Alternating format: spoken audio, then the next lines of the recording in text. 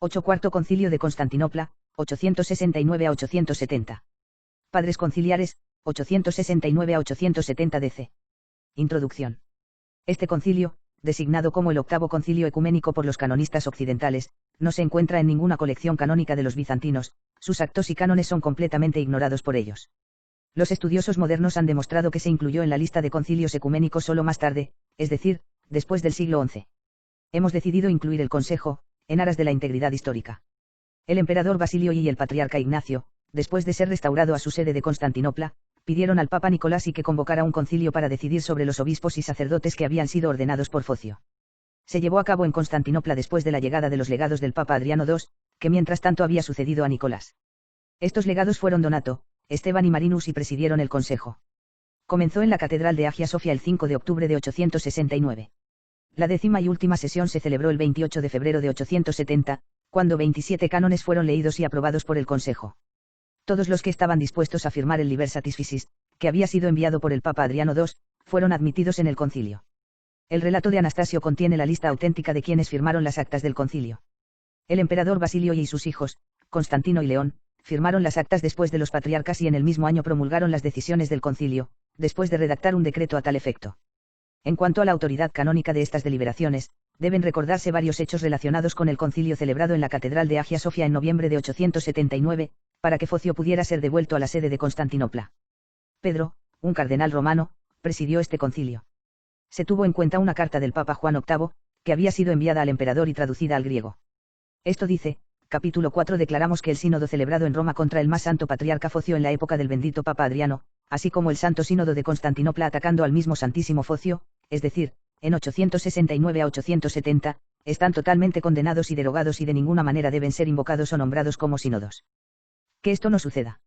Algunas personas han pensado que este texto había sido alterado por Photius, pero en el llamado texto inalterado de la carta, este pasaje se reemplaza por puntos, y el siguiente pasaje dice: porque la sede del bienaventurado Pedro, el portador de la llave del reino celestial, tiene el poder de disolver, después de una evaluación adecuada, cualquier vínculo impuesto por los obispos.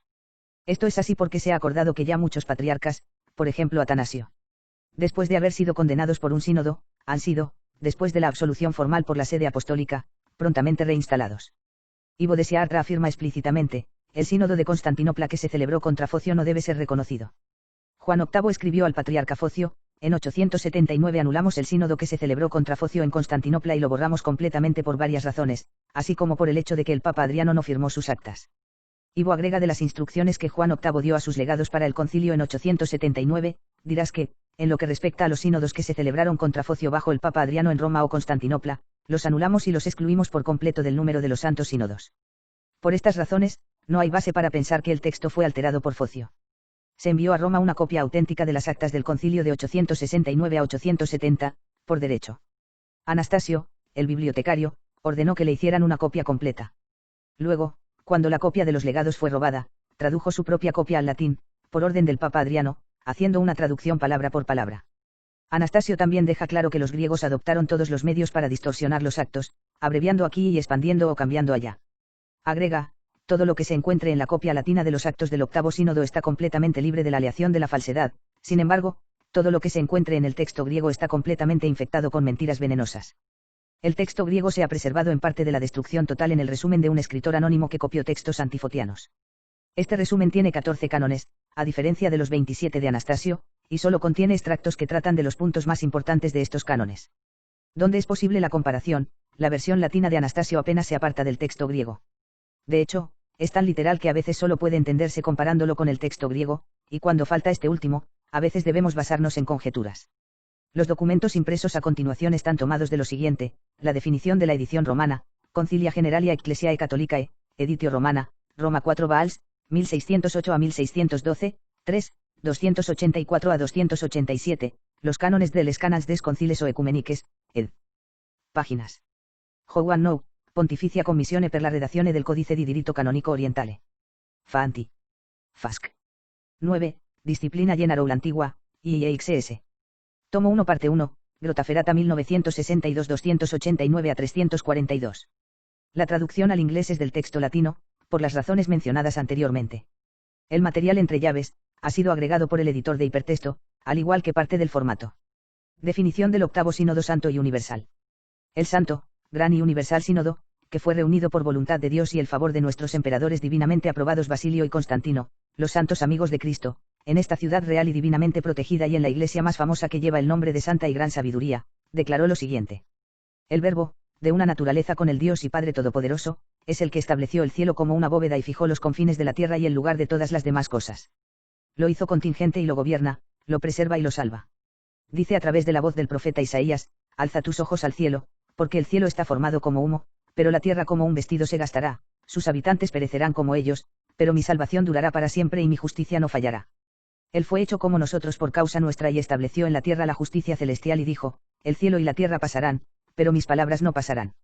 Dijo a todos los que creyeron en él, si permanecen en mi palabra, serán verdaderamente mis discípulos, y conocerán la verdad y la verdad los hará libres. Fue solo nuestro Dios y Señor de poder infinito quien, al igual que un agricultor de suprema sabiduría y poder, desarraigó y dispersó y legítimamente borró a muchos otros de una época anterior y de hace mucho tiempo que, entregados a la mentira y en oposición a la verdad, estaban sembrando, para usar la imagen del Evangelio, cizaña mala en su campo, es decir, en la Iglesia, y estaban tratando de aplastar el grano puro de la justicia divina. Siempre preparó su forma de liberación para advertir, estableció su justicia y la reveló con mayor claridad. Sin embargo, también en nuestro tiempo, el sembrador de cizaña está tratando de inutilizar el campo de la Iglesia a través de personas completamente depravadas e impías. Con esa misma providencia, ha demostrado que este campo es digno de compasión, lo arrebató de la inmundicia de la iniquidad y lo devolvió a su antigua pureza. Porque, para destruir la injusticia y reforzar la justicia divina, ha levantado, como seguidor inquebrantable de sus mandamientos, una persona que ha demostrado ser incorrupta tanto en su conocimiento como en su mantenimiento de la verdad, nuestro emperador más devoto y sereno, que es un amigo de la justicia divina y enemigo de la injusticia. Él, por medio de la ayuda divina y el favor general de la Iglesia, ha reunido a arquitectos de los confines de la tierra en esta ciudad real, que debe ser edificada por Dios, y ha reunido un sínodo universal que, al mismo tiempo que guarda las fuertes defensas de una persona incorrupta tanto en su conocimiento como en su mantenimiento de la verdad, nuestro emperador más devoto y sereno, que es amigo de la justicia divina y enemigo de la injusticia. Él, por medio de la ayuda divina y el favor general de la Iglesia, ha reunido a arquitectos de los confines de la tierra en esta ciudad real, que debe ser edificada por Dios, y ha reunido un sínodo universal que, al mismo tiempo que guarda las fuertes defensas de una persona incorrupta tanto en su conocimiento como en su mantenimiento de la verdad, nuestro emperador más devoto y sereno, que es amigo de la justicia divina y enemigo de la injusticia. Él, por medio de la ayuda divina y el favor general de la Iglesia, ha reunido a arquitectos de los confines de la tierra en esta ciudad real, que debe ser edificada por Dios, y ha reunido un sínodo universal que, al mismo tiempo que guarda las fuertes defensas de las sanciones del Evangelio, las leyes de Moisés y los profetas junto con los mandamientos de los apóstoles y padres así como de los consejos. Ha revivido las formas establecidas de conducta correcta y ha proclamado la verdad y la justicia en los tribunales de la Iglesia. Ahora la habitual recapitulación y reafirmación de todos los concilios ecuménicos anteriores. En consecuencia, todos los obispos que hemos venido a participar en el sínodo y a fortalecer la fe verdadera e incontaminada de los cristianos y la enseñanza de la religión ortodoxa, declaramos nuestra fe en un solo Dios, en tres personas consustanciales, divinas y autónomas, como, por ejemplo, podemos observar la naturaleza única de la luz en tres soles no diferentes entre sí o en el mismo número de objetos deslumbrantes. Confesamos, en efecto, que Dios es uno, único en sustancia, pero triple o tres si hablamos de Él en relación con las personas, y declaramos que no ha recibido de sí mismo que ha sido hecho, ni de ninguna manera lo que sea de cualquier otra persona, sino que está solo, siempre existiendo sin principio, y eterno, siempre igual y semejante a Él, y no sufre cambio ni alteración, que existe como el hacedor y la fuente de todos los seres dotados de inteligencia y sentimiento. Para el Santo y Gran Sínodo de 1, Nicea habló así al exponer el credo, luz de luz, Dios verdadero, declarando claramente que el Hijo es del Padre que es Dios verdadero, y el resto como lo recibió la Iglesia Católica. Nosotros también, aceptando esto en idéntico sentido, anatematizamos como de mente enferma y enemigo de la verdad, a Arrio y a todos los que, con él y siguiéndole, especulan con percepciones erróneas sobre el término heterosustancial, es decir, la alteridad sustancia y desigualdad, con referencia a la Trinidad bendita y divinamente gobernante. Pero no menos aceptamos el segundo, Santo y Universal Sínodo, 2 Constantinopla y anatematizamos a ese adversario del Espíritu o más bien adversario de Dios, Macedonio, pues no admitimos en la distinción de personas diferencia de sustancia entre el Padre, el Hijo y el Espíritu divino y autónomo, como lo hicieron los heresiarcas antes mencionados, ni confundimos, como el lunático Sabelio, las personas en una y misma sustancia. Además, también confesamos que la única palabra de Dios se encarnó y se hizo como nosotros por nuestro bien, porque no fue un ángel o un enviado, sino el Señor mismo quien vino y nos salvó y fue hecho Emmanuel con nosotros, y era Dios verdadero, Dios de Israel y Salvador de todos, de acuerdo con las declaraciones divinas y proféticas. Por eso confesamos que María, santísima y sin experiencia matrimonial, que lo dio a luz, es propia y verdaderamente Madre de Dios, como el tercer sínodo universal, que se reunió por primera vez en 3. Efeso, proclamado. En unión con ese consejo, nosotros también anatematizamos a Nestorio, ese adorador del hombre y el individuo más obstinado que poseía una mentalidad judía. Enseñamos que el único Cristo y Señor es doble, es decir, Dios perfecto y hombre perfecto, que posee en una sola persona las diferencias de cada naturaleza pero conserva sus propiedades siempre inalterables e inconfundibles, como el cuarto, santo y universal sínodo, 4 Calcedonia, enseñado solemnemente. Al aceptar este sínodo junto con los 3 concilios anteriormente enumerados, al igual que la cuadruplicidad de los santos evangelios, anatematizamos al loco Eutiches y al loco Dioscorus además, proclamando las dos naturalezas en el único Cristo, según la enseñanza aún más clara del quinto, santo y universal sínodo, 5 Constantinopla II, anatematizamos a Severo, Pedro y Zoaras el Sirio, así como a Orígenes con su inútil conocimiento, Teodore of Moxuestia y Didymus junto con Evagrius. Quienes también, aunque de las mismas o diferentes opiniones, fueron atrapados en el mismo pozo de condenación. Además, aceptamos el sexto, santo y universal sínodo, 6 Constantinopla III, que comparte las mismas creencias y está en armonía con los sínodos antes mencionados en el sentido de que sabiamente estableció que en las dos naturalezas del único Cristo hay, como una consecuencia, dos principios de acción y el mismo número de voluntades. Entonces, anatematizamos a Teodoro que fue obispo de Farán, Sergio, Pirro, Pablo y Pedro, los impíos prelados de la Iglesia de Constantinopla, y con estos, Honorio de Roma, Ciro de Alejandría, así como Macario de Antioquía y su discípulo Esteban, que siguieron las falsas enseñanzas de los impíos herejías Apolinario, Eutiques y Seibeiro y proclamó que la carne de Dios, aunque animada por un alma racional e intelectual, carecía de principio de acción y de voluntad, estando ellos mismos deteriorados en sus sentidos y verdaderamente sin razón. Porque si existe el mismo Cristo y Dios como Dios perfecto y hombre perfecto, es muy cierto que ninguna de las naturalezas que le pertenecen puede existir parcialmente sin voluntad o sin principio de acción, sino que Él realizó el misterio de su mayordomía cuando quiera y actúe de acuerdo con cada sustancia, así es como el coro de todos los portavoces de Dios, conociéndolo desde los apóstoles hasta nuestros días, ha construido una representación colorida de esa forma humana, asignando a cada parte del Cristo único propiedades naturales distintas entre sí. También sabemos que el séptimo, santo y universal sínodo, celebrado por segunda vez en 7, Nicea, enseñó correctamente cuando profesaba al único y mismo Cristo como Señor invisible y visible, incomprensible y comprensible, ilimitado y limitado, incapaz y capaz de sufrir, inexpresable y expresable por escrito. De acuerdo con ese sínodo, este santo y universal sínodo anatematiza públicamente a Anastasio, Constantino y Nicetas, esa prelatura irracional cuyo nombre apesta, o mejor dicho, esa pura corrupción, también Teodosio de Efeso, Sisinio Pastilas y Basilio Tricacabus, sin olvidar Teodoreto, Antonio y Juan, una vez prelados de la Nueva Roma, la ciudad real de los cristianos, pero mejor llamados difamadores de Cristo. Declararon de palabra y de hecho que, a pesar de lo que la lista de profetas proclamaba acerca de Cristo, él había sido incapaz de destruir las estatuas de los ídolos. Además, también anatematizamos a Teodore, que se llamaba Critinos, a quien este gran y santo sínodo convocó y condenó y lanzó en voz alta un anatema en sus oídos. De manera similar anatematizamos a todos aquellos que estuvieron de acuerdo o apoyaron a aquellos que dijeron que el verbo de la encarnación divina surgió y existió por fantasía y suposición, de hecho, que a través de la eliminación de la imagen de nuestro Cristo y Salvador se produjo la eliminación simultánea de los aceptados forma del verdadero cuerpo que llevaba a Dios dentro de él. Todo lo que no puede ser captado por la imaginación debe entenderse seguramente de dos maneras, ya sea como no existente o como existente de hecho pero mínimamente comprensible, en cuanto invisible y oculto.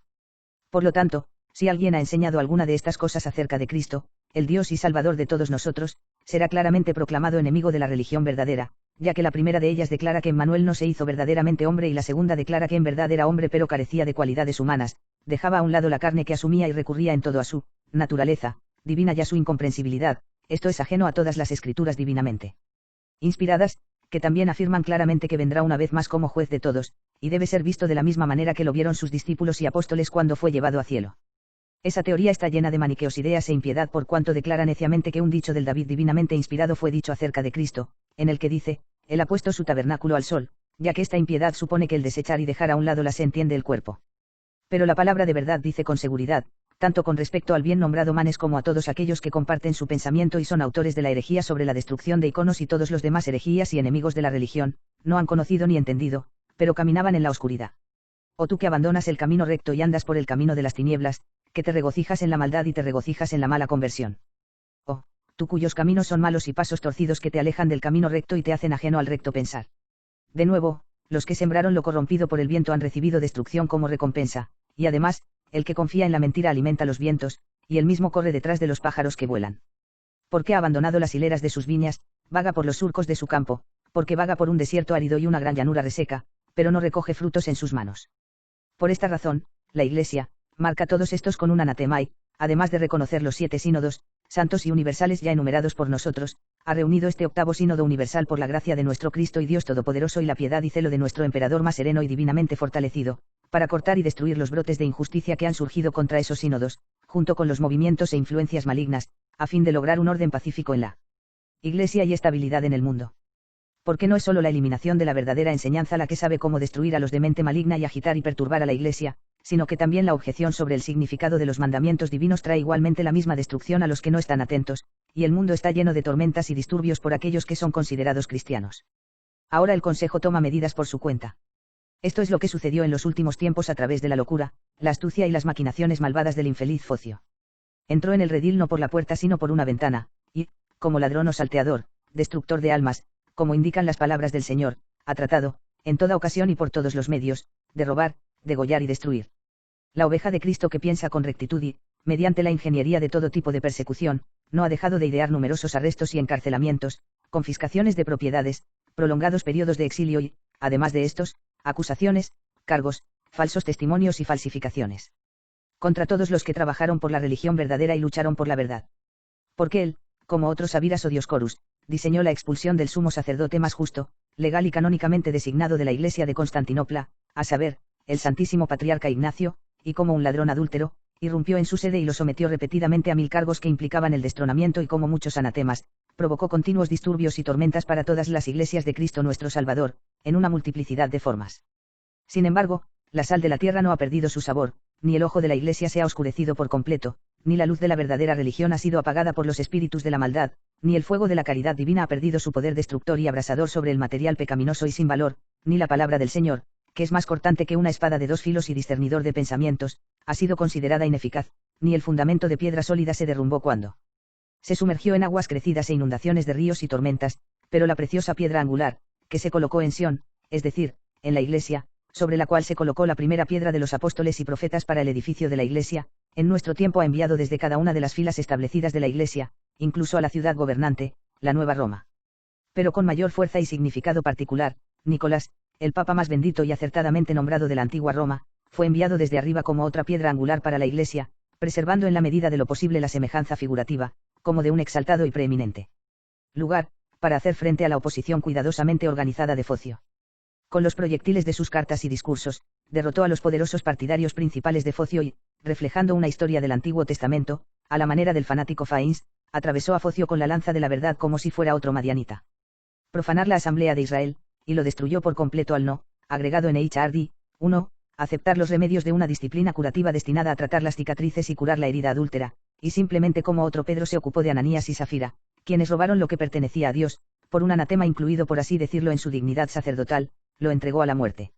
Siguiendo estas directivas y decretos, el amigo más religioso de Cristo, nuestro emperador, a quien el emperador celestial y señor de majestad ha levantado para la salvación del mundo, ha enviado a Focio a un lugar adecuado y ha llamado a su patriarca Ignacio al Santísimo Patriarca. Asiento que le corresponde. Además, para el perfecto discernimiento y definición de lo que se conviene en bueno y beneficioso, ha reunido a los vicarios de todos los asientos patriarcales y de todo el colegio episcopal que está bajo su autoridad. Los que nos reunimos hemos celebrado este gran y universal sínodo y, con mucho examen, prueba y discusión, con el debido cuidado y coherencia, hemos cortado con la espada del espíritu las raíces de los escándalos y las malas hierbas junto con sus brotes condenamos a Focio, el intruso y ocupante ilegal con todos sus partidarios y promotores del mal. Porque Dios Todopoderoso dice en alguna parte por boca de un profeta, por la maldad de sus obras los echaré de mi casa. No haré más por amarlos. Efraín fue herido, se secó su raíz, no darán fruto, y otra vez, Canaán, hay una balanza engañosa en su mano, ha amado la opresión. Y Efraín dijo, pero aún me he hecho rico, he encontrado para mí un lugar de reposo, todos sus trabajos no me encontrarán, a pesar de las iniquidades que he cometido, y otra vez, y la casa de Jacob poseerá sus propias posesiones. La casa de Jacob será en llamas, la casa de José en llamas, y la casa de Esaú será rastrojo, los quemarán y los consumirán, y no habrá sobreviviente para la casa de Esaú. Porque el infeliz Focio era verdaderamente como la persona que no hizo de Dios su refugio, pero confió en la abundancia de su astucia y buscó refugio en la vanidad de sus iniquidades, siguiendo el ejemplo de Efraín de antaño, al volver la espalda a la misericordia divina, la palabra del profeta se burla y se burla de él, diciendo, Efraín es como pan cocido bajo las cenizas, que no se vuelve. Extraños han devorado su fuerza y él no lo sabía, las canas también se han extendido sobre él, y él lo ignora. El insulto de Israel lo humillará delante de él, y en todo esto no se ha vuelto al Señor, su Dios. Efraín se convirtió en paloma, que invocó la mesa de Egipto y se fue a los asirios. Cuando vayan, extenderé mi red sobre ellos como sobre las aves del cielo, los derribaré, los heriré para que se escuche su tribulación. Porque Focio fue elevado a las alturas de la arrogancia al atacar al papa más bendito de la antigua Roma, Nicolás, y vomitó el veneno de su maldad.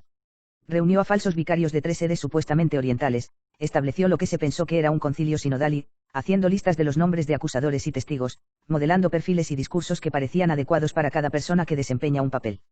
En una investigación sinodal, inventando, escribiendo y organizando actas falsificadas como relatos de esos actos, tuvo la osadía de anatematizar al citado bendito Papa Nicolás y a todos los que estaban en comunión con él.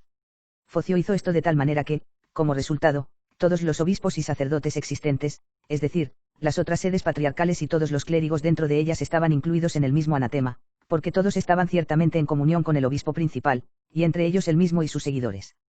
La palabra del profeta lo condena y lo refuta cuando dice: han multiplicado sus transgresiones, han promulgado leyes ajenas e invocado su confesión, y otra vez, concibieron en su corazón palabras mentirosas y volvieron la justicia, y la justicia se mantuvo lejos de ellos, porque la verdad ha sido destruida en sus calles y no han podido seguir el camino correcto. La verdad ha desaparecido y ha cambiado de opinión para que no pueda entender. Y, el que se aparta del mal es atacado, y el Señor lo vio y le disgustó porque no había juicio, y otra vez, así dice el Señor, por 3 pecados de Judá y por 4, no les concederé ningún indulto, porque rechazaron la ley del Señor y no guardaron sus estatutos. Por lo tanto, en lo que respecta al hombre que ha actuado de esta manera y ha perturbado y sacudido a toda la Iglesia Santa, católica y apostólica con tantos ataques descarados de este tipo, se ha negado rotundamente a convertirse y arrepentirse, y se ha negado a someterse a la decretos y juicio del Santo Patriarcal B, al igual que hace mucho tiempo el bendito Papa Nicolás y luego su sucesor, el Santísimo Papa Adriano. Lo ha anatematizado, así también este santo y universal sínodo lo ha reprendido y sometido a un anatema cada vez más severo mientras le dirigía, en la persona de todo el pueblo de Dios, las palabras del profeta Isaías, así como un vestido manchado de sangre no se limpio, para que no serás limpio, porque has contaminado la Iglesia de Cristo y has sido una fuente de escándalo y destrucción para el pueblo de Dios en muchos aspectos y de muchas maneras.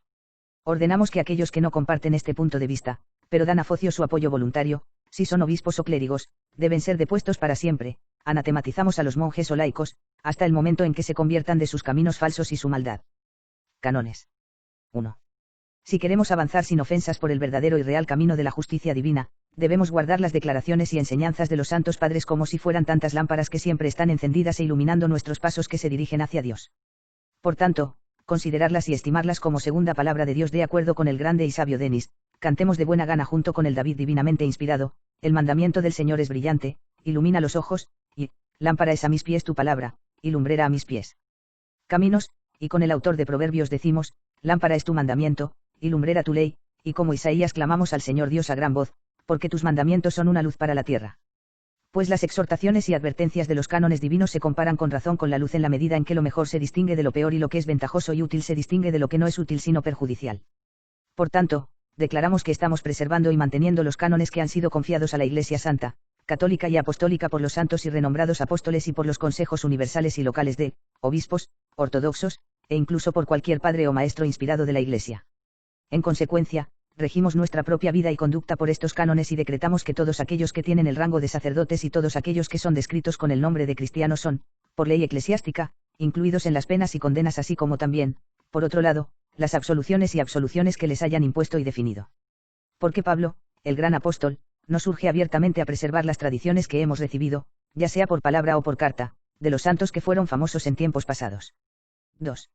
Obedece a tus líderes y sométete a ellos, porque velan por vuestras almas, como personas que tendrán que rendir cuentas, manda Pablo, el gran apóstol.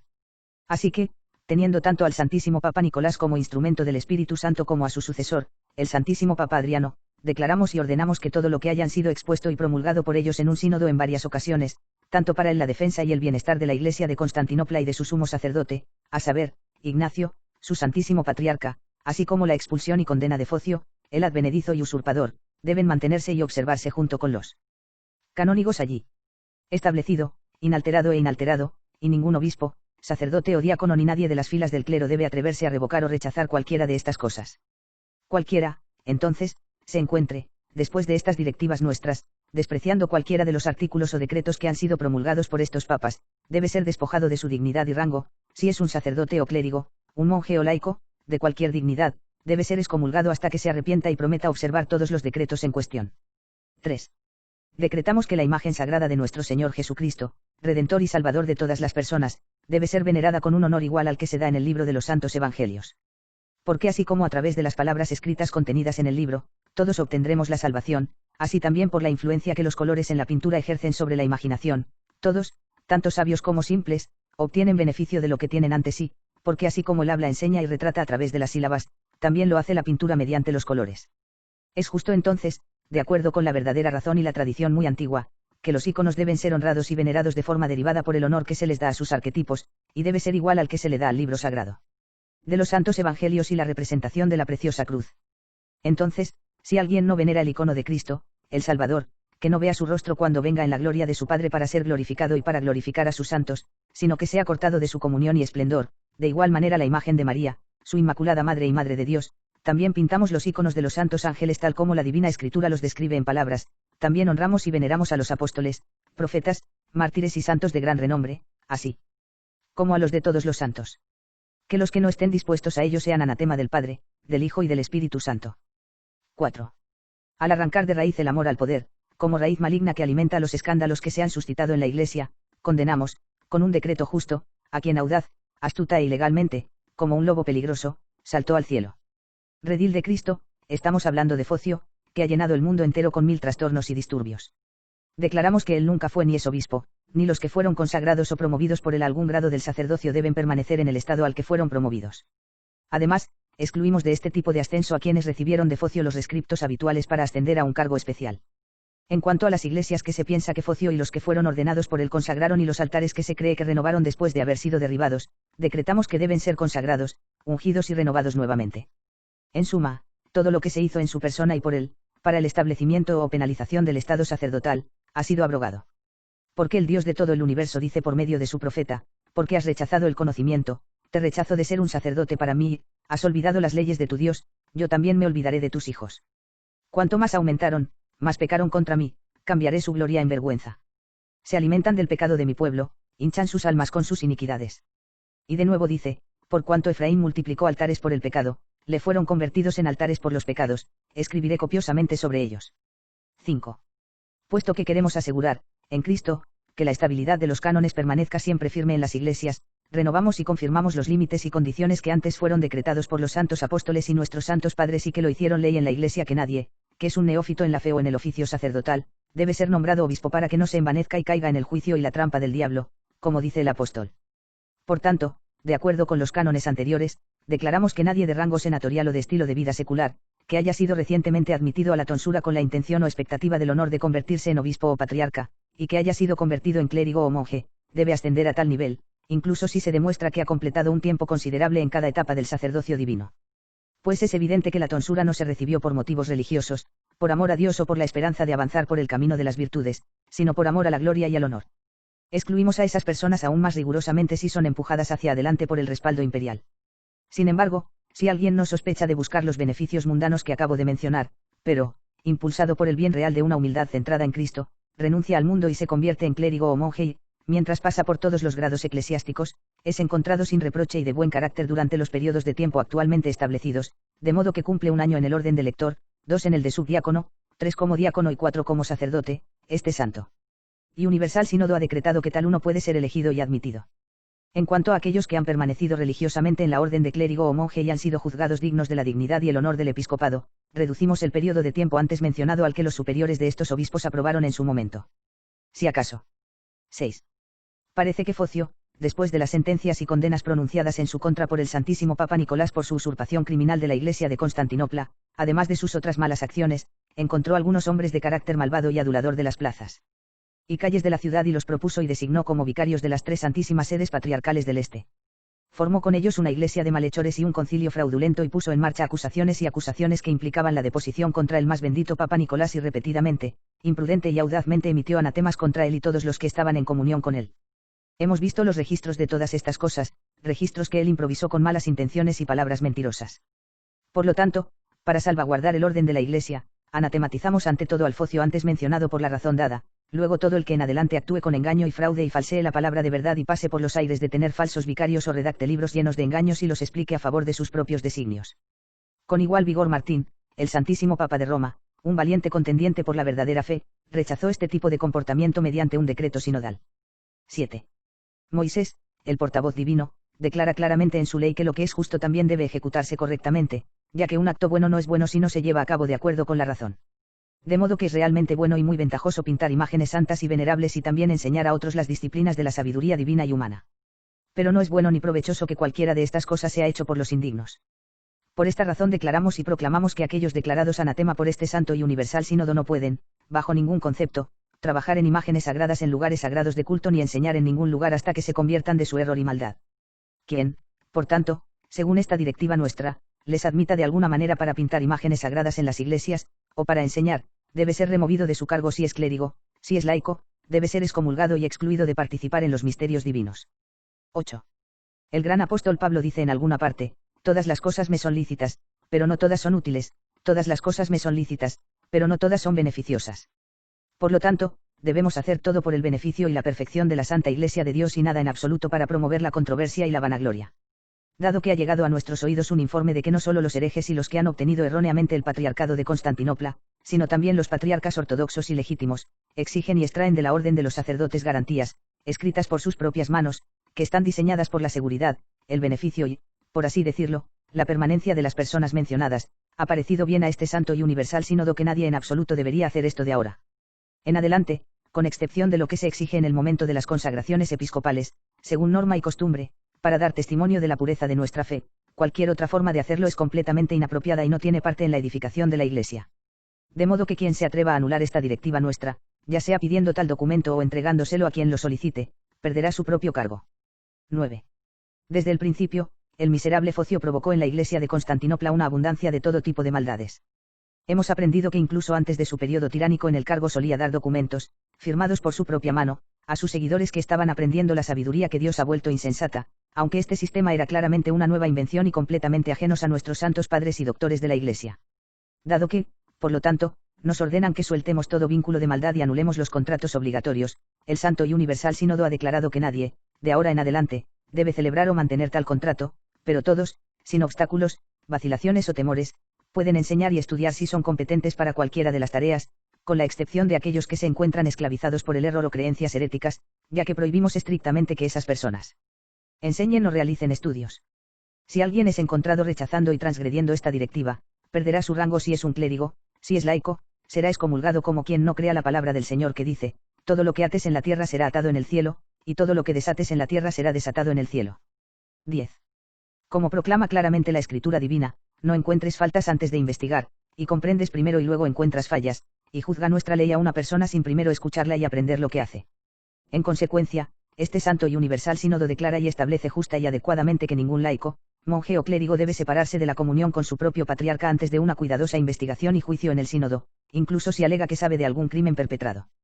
por su patriarca, y no debe negarse a incluir el nombre de su patriarca durante los misterios u oficios divinos. De la misma manera ordenamos que los obispos y sacerdotes que se encuentran en diócesis y regiones distantes deben comportarse de manera similar con sus propios metropolitanos, y los metropolitanos deben hacer lo mismo con sus propios patriarcas. Si alguien se encuentra desafiando este santo sínodo, será excluido de todas las funciones y estatus sacerdotales si es obispo o clérigo, si es monje o laico, debe ser excluido de toda comunión y reuniones de la Iglesia hasta que se convierta por el arrepentimiento y se reconcilie. 11. Aunque el Antiguo y el Nuevo Testamento enseñan que un hombre o una mujer tiene un alma racional e intelectual, y todos los padres y doctores de la Iglesia, que son portavoces de Dios, expresan la misma opinión, algunos han descendido a tal profundidad de irreligión, prestando atención a las especulaciones de la gente malvada, que sin vergüenza enseñan como dogma que un ser humano tiene dos almas, y siguen tratando de probar su herejía por medios irracionales usando una sabiduría que se ha convertido en una tontería. Por lo tanto, este santo y universal sínodo se apresura a desarraigar esta malvada teoría que ahora crece como una repugnante forma de hierba. Llevando en la mano el tenedor aventador de la verdad, con la intención de entregar toda la paja a un fuego inextinguible, y de hacer limpia la era de Cristo, en tonos resonantes declara anatema a los inventores y perpetradores de tal impiedad y a todos los que sostienen puntos de vista similares. También declara y promulga que nadie en absoluto debe sostener o preservar en modo alguno la enseñanza escrita de los autores de esta impiedad. Sin embargo, si alguien pretende actuar de manera contraria a este santo y gran sínodo, sea anatema y un marginado de la fe y el modo de vida de los cristianos. 12. Los cánones apostólicos y conciliares prohíben claramente el nombramiento y la consagración de obispos que se hayan producido como resultado del poder y las intrigas de las autoridades civiles. Por lo tanto, declaramos y proclamamos, de pleno acuerdo con ellos, que si algún obispo ha recibido su consagración mediante la manipulación y coacción de tales personas, debe ser depuesto absolutamente como alguien que ha deseado y consentido tener el don de Dios, no del voluntad de Dios y la ley y el decreto eclesiástico, pero de los seres humanos y a través de sus maquinaciones como resultado del impulso del deseo carnal. 13. La palabra divina dice, el trabajador es digno de su paga. Por esta razón también nosotros decretamos y proclamamos que los clérigos de la Gran Iglesia, de Constantinopla, que han servido en las clases inferiores, pueden ascender a los grados superiores y, si se han mostrado dignos, pueden gozar merecidamente de dignidades más elevadas, ya que algunos de los que ahora las disfrutan serán llamados mediante ascensos a deberes más importantes o los dejarán vacantes al morir. Pero aquellos que no pertenecen a este clero en particular y, sin embargo, se insinúan en él, no deben recibir las dignidades y los honores debidos a quienes han trabajado en él durante mucho tiempo, porque en ese caso los clérigos de la Iglesia, de Constantinopla, se encuentra que no tiene promoción. Aquellos que administran las casas o propiedades de personas importantes no deben tener la posibilidad de ser admitidos o instalados en el clero de la Gran Iglesia, de Constantinopla. Ningún soldado al servicio de Dios se enreda en actividades civiles. Si alguien, contrariamente a la directiva que hemos emitido, es ascendido a alguna dignidad en esta Gran Iglesia, debe ser excluido de toda dignidad eclesiástica como alguien que ha sido promovido en contra de la decisión del Gran Sínodo. 14. Declaramos que quienes son llamados por la gracia divina al oficio de obispo, por ser imagen y semejanza de las santas jerarquías en el cielo, es decir, de los ángeles, de acuerdo con lo que es claramente una dignidad y función jerárquica, deben ser considerado digno de todo honor por parte de todos, gobernantes y gobernados por igual. También declaramos que no deben ir a encontrarse con un general o cualquier otro alto funcionario lejos de sus iglesias, ni deben desmontar de sus caballos o mulas muy lejos o inclinarse con miedo y temblando y postrarse, tampoco deben ir a cenar con dignatarios seculares y mostrar los mismos honores que a los generales, sino que de acuerdo con lo que concuerde con su propia dignidad y honor espiritual, deben rendir a cada uno lo que le corresponde, homenaje a quien se le rinde homenaje debido, honor a quien honor es debido. Deben demostrar que los confesores de los emperadores, que son amigos de Cristo, y aquellos que tienen la misma dignidad, merecen un gran respeto por parte de las personas principales de esos emperadores. Pero si algún obispo, después de la santa directiva de este concilio, ignora el honor que se le ha otorgado debida y canónicamente, y permite que suceda algo de acuerdo con la vieja, degradada y desordenada costumbre que es contraria a lo que ahora se ha declarado, será suspendido por un año y el funcionario involucrado será considerado indigno de participar en los misterios o los medios de gracia durante 2 años. 15. Este santo y universal sínodo, al renovar los cánones de los apóstoles y padres, ha decretado que ningún obispo puede vender o en modo alguno disponer de objetos preciosos o vasos consagrados, excepto por la razón establecida hace mucho tiempo por los antiguos cánones, es decir, digamos, objetos recibidos para la redención de cautivos. No deben entregar las donaciones de las iglesias mediante arrendamientos enfiteúticos ni poner en venta otras propiedades agrícolas, dañando así los ingresos eclesiásticos. Decretamos que tales ingresos son para propósitos de la Iglesia, la alimentación de los pobres y la asistencia de los peregrinos.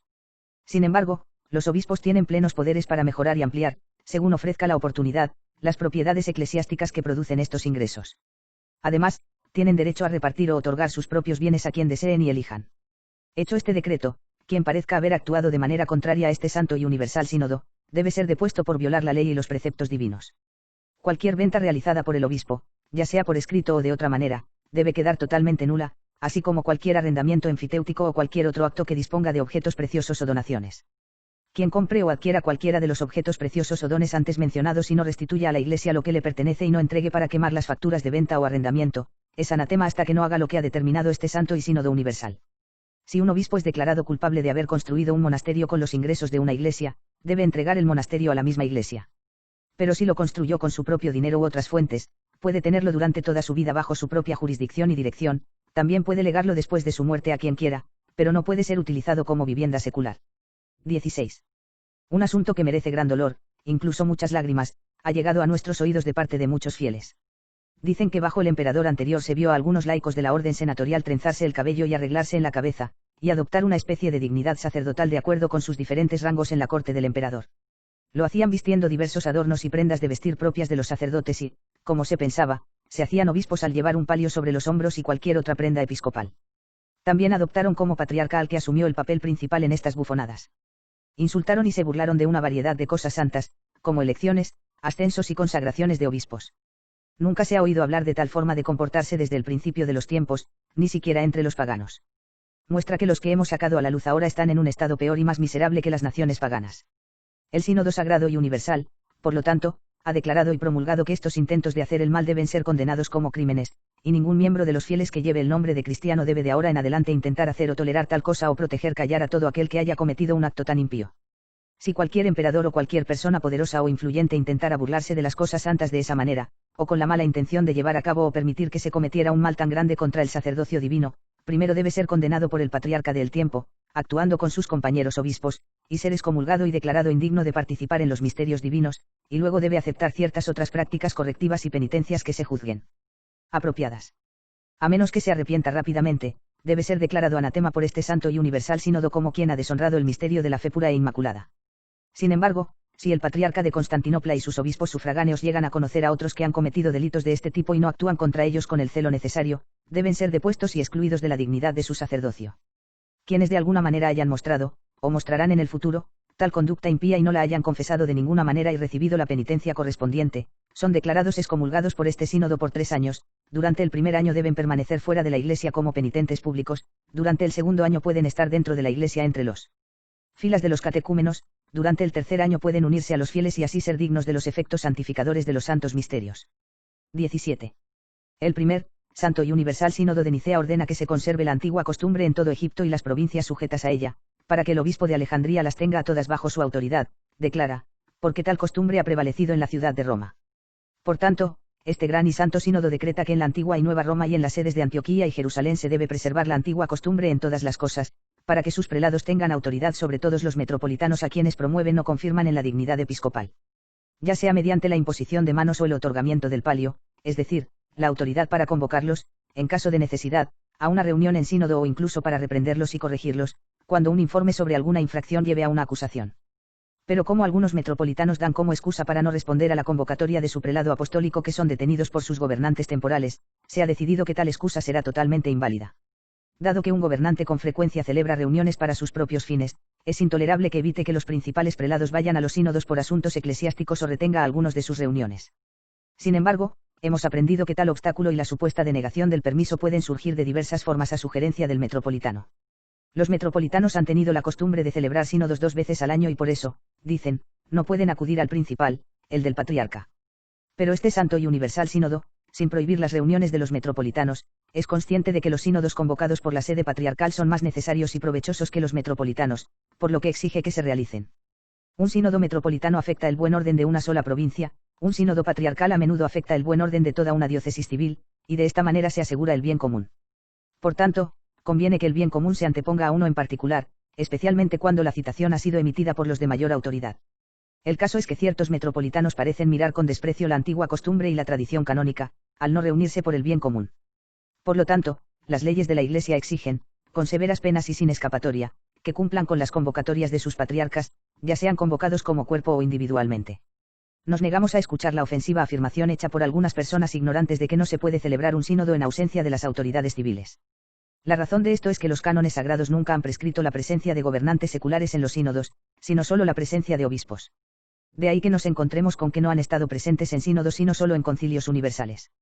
Además, no es correcto que los gobernantes seculares sean observadores de asuntos que a veces se presentan ante los sacerdotes de Dios.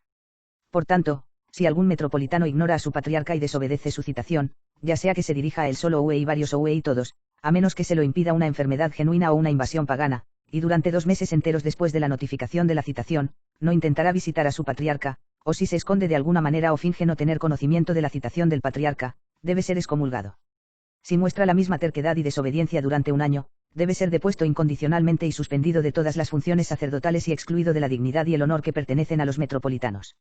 Si algún metropolitano desobedece incluso esta directiva, sea anatema. 18. Este santo y gran sínodo ha decidido que los bienes o privilegios que pertenecen a las iglesias de Dios como resultado de una larga costumbre y han sido concedidos, por escrito o no, por emperadores de venerada memoria o por otras personas religiosas y poseídos por las iglesias durante 30 años, no deben ser removidas por la fuerza por parte de ningún laico, ni sustraídas por él con cualquier pretexto, de la jurisdicción del prelado que las tiene. Todo lo que se sepa que las iglesias han poseído durante 30 años debe permanecer sujeto al control y uso del prelado de la iglesia. Todo laico que actúe de manera contraria a este decreto será juzgado como quien comete sacrilegio y, hasta que se reforme y restaure o devuelva los privilegios y bienes pertenecientes a la iglesia, dejarlo ser anatema. 19. Pablo, el gran apóstol, condena la codicia como otra forma de idolatría y quiere que todos los que se unen bajo el nombre de cristianos se abstengan de toda forma de amor vergonzoso por las ganancias. Por lo tanto, es aún más incorrecto que aquellos que tienen el ministerio del sacerdocio carguen a sus compañeros obispos y sufragáneos de cualquier manera. Por esta razón este Santo y Universal Sínodo ha decretado que ningún arzobispo o metropolitano debe dejar su propia iglesia y visitar otras iglesias bajo el pretexto de una visita oficial, ni abusar de su autoridad sobre otras iglesias y consumir los ingresos que tienen a su disposición y para alimentar a los pobres, y así, por una forma de codicia, ser una carga para la conciencia de nuestros hermanos y compañeros de ministerio. Se hace una excepción en el caso de la hospitalidad, que a veces puede surgir debido a viajes necesarios. Pero incluso entonces debe aceptar, con reverencia y temor de Dios, nada más que lo que se encuentra preparado a partir de lo que está actualmente a la mano. Debe continuar rápidamente el camino que ha emprendido sin preguntar ni exigir nada de las cosas que pertenecen a esa iglesia o al obispo sufragáneo. Quien intente hacer tal cosa, después de esta directiva nuestra, incurrirá del patriarca de la época en el castigo acorde con su conducta injusta y codiciosa, y será depuesto y excomulgado como la persona sacrílega que es o, para decirlo de otra manera, como idólatra, según la enseñanza del gran apóstol. 20. Ha llegado a oídos de este santo sínodo que en ciertos lugares algunos, por su propia autoridad y sin el consentimiento de los encargados de tales decisiones, expulsan cruel y despiadadamente a las personas que han recibido algunas de sus tierras por enfiteusis, en el pretexto de que se ha roto el contrato sobre el alquiler pactado. No se debe permitir que esto suceda a menos que la persona que hizo el contrato enfiteútico escuche primero las objeciones a través de la mediación de algunas personas adecuadas y confiables. Entonces, si el arrendatario no ha pagado durante 3 años la renta adeudada, puede ser expulsado de sus tierras. Pero es necesario, después de 3 años de impago de la renta, acudir a las autoridades de la ciudad o región y presentar una denuncia contra la persona que obtuvo el arrendamiento enfiteútico, y demostrar cómo ha incumplido. Solo entonces, después de la decisión y el juicio de los funcionarios, la Iglesia podrá recuperar su propiedad. Nadie puede efectuar la confiscación de las tierras mencionadas por su propia iniciativa y autoridad, ya que esto sería un signo de la peor forma de lucro y codicia. Entonces, si algún obispo o metropolitano, contrariamente a esta directiva nuestra, confisca cualquier propiedad de alguien, pensando que está protegiendo su propia iglesia, que sea suspendido por su patriarca por un tiempo, habiendo restaurado primero lo que se llevó. Si persiste en su desobediencia a la decisión de este Santo Sínodo Universal, debe ser completamente destituido de su cargo. 21. Creemos que el dicho del Señor que Cristo dirigió a sus santos apóstoles y discípulos, quien a vosotros os recibe a mí me recibe, y quien os desprecia a mí me desprecia, también se dirigió a todos los que también fueron nombrados pontífices supremos y pastores principales en sucesión a ellos en la Iglesia Católica. Por lo tanto, declaramos que ningún poder secular debe tratar con falta de respeto a cualquiera de los que ocupan el cargo de patriarca o pretenden trasladarlos de sus altos cargos, sino que deben estimarlos como dignos de todo honor y reverencia. Esto se aplica en primer lugar al Papa Santísimo de la antigua Roma, en segundo lugar al patriarca de Constantinopla y luego a los patriarcas de Alejandría, Antioquía y Jerusalén. Además, nadie más debería redactar o editar escritos o tratados contra el Santísimo Papa de la antigua Roma, con el pretexto de hacer acusaciones incriminatorias, como lo hizo Focio recientemente y Dioscoro hace mucho tiempo. Quien muestre tanta arrogancia y audacia, a la manera de Focio y Dioscoro, y haga acusaciones falsas por escrito o hablado contra la sede de Pedro, el principal de los apóstoles, reciba un castigo igual al de ellos. Sí, entonces, cualquier gobernante o autoridad secular trata de expulsar al mencionado Papa de la sede apostólica, o cualquiera de los otros patriarcas, sea anatema.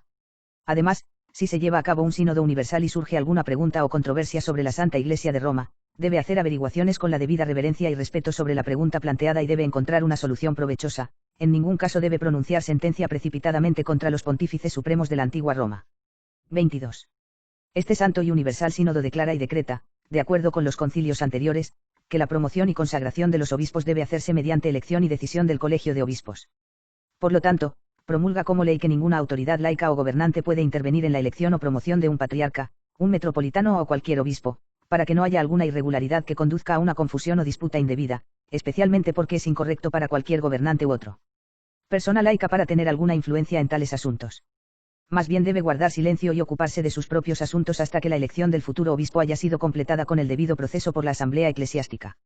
Pero si la Iglesia invita a un laico a participar en la discusión y ayudar en la elección, se le permite aceptar la invitación con respeto.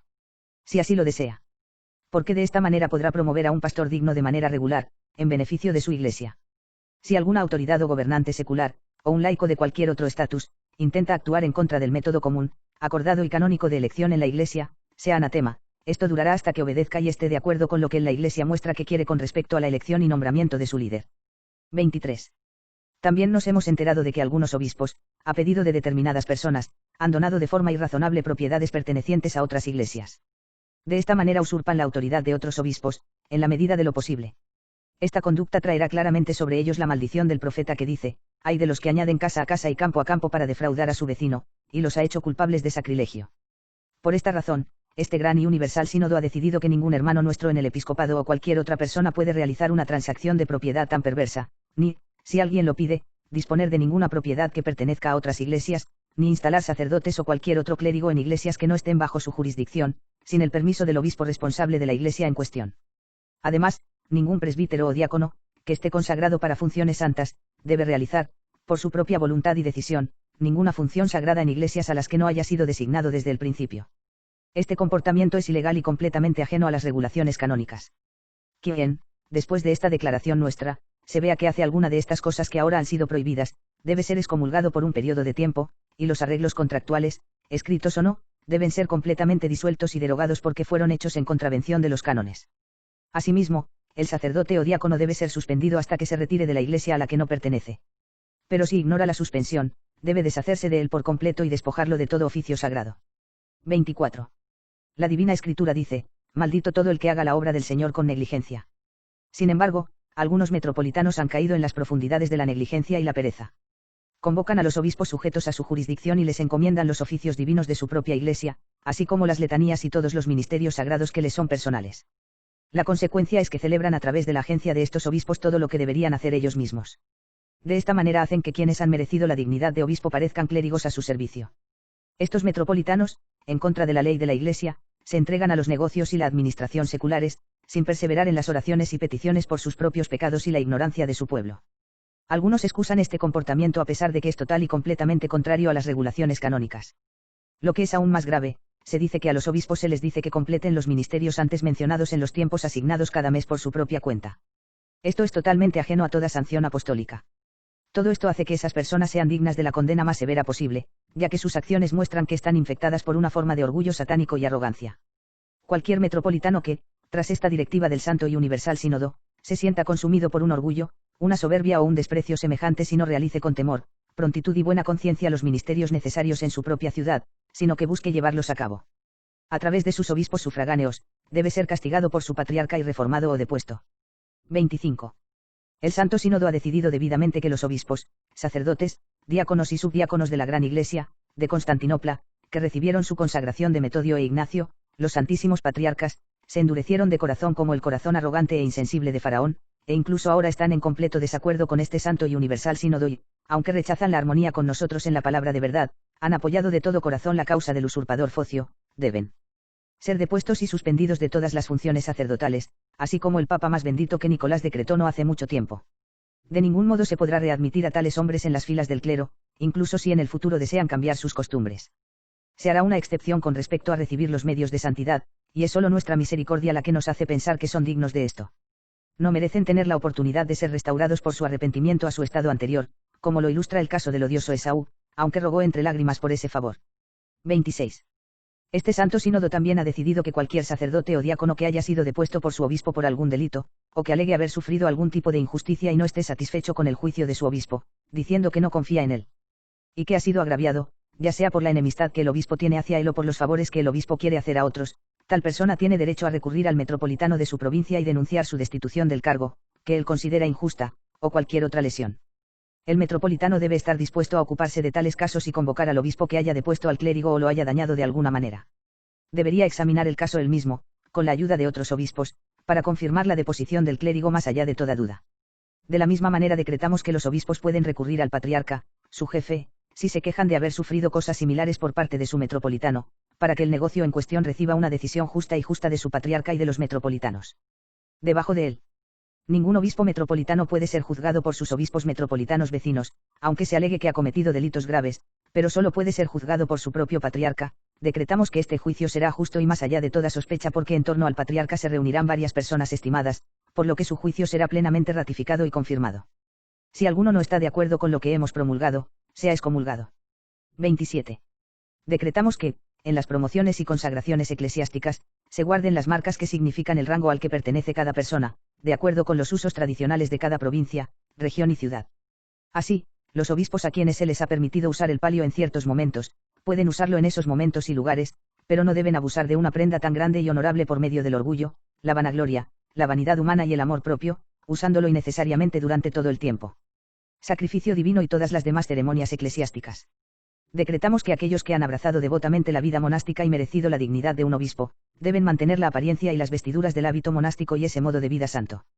Ninguno de ellos tiene derecho a dejar de lado ese tipo de vestimenta por orgullo y prepotencia deliberada, para que no se le encuentre violando sus votos personales.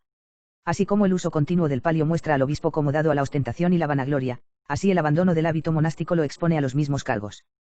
Por lo tanto, cualquier obispo que use el palio fuera de las ocasiones estipuladas por escrito, o que deje a un lado la vestimenta monástica, debe ser corregido o depuesto por su patriarca. Introducción y traducción extraídas de los decretos de los concilios ecuménicos, ed. Norman P. Tanner.